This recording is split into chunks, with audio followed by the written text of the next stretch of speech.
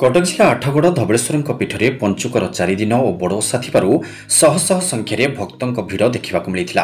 राति 3टारू द्वार खोल 208 गरा सुबासित जल बाबा को महास्नान कर मंगल आलती और समस्त नीतिकांति शेष होगा समस्त भक्त मान दर्शन पर छड़ा जाइथिला।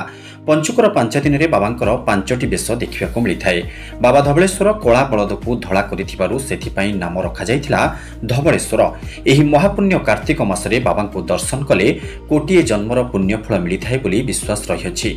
शांति श्रृंखलार सहित भक्त माने किभली दर्शन करेंगे से पुलिस पक्षरु ब्यारिकेड्र व्यवस्था करा जायछि। भक्त मानक सुरक्षा पाई आईन श्रृंखला को दृष्टि रखी 70 प्लाटून पुलिस फोर्स समेत 25 जन आईआईसी 200 रु अधिक वरिष्ठ पुलिस अधिकारी 2 जन एसपी 10 जन डीएसपी को मुतयन करा जायछि। नदी रे अघटन न घटिबा पाई नदीर चारिपाखे ओड्राफ टीम और दमकल बाहिनी नियोजित रहिछन्ति। मंदिर परिसर मध्य सीसी कैमेरा लगा जायछि।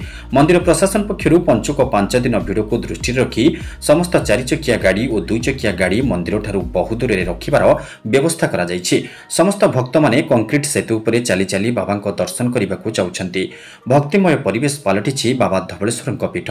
बहु दूरदूरांतरु भक्त माने धाई आसिछन्ति सेही बाबा को दर्शन करने पाई। समस्त भक्त माने श्रृंखलार सह धाड़ी रे जिबा आसिबा करिबा देखिबाको मिलिथिला। किए हाथ में दीप धरिछि तो आउ किए भोग डाला। हरिबोल हुलहुली शब्दरे प्रकंपित हेउछि बाबा धवलेश्वर पीठ। कटकरू विजय कुमारଙ୍କ रिपोर्ट निर्माण लाइव।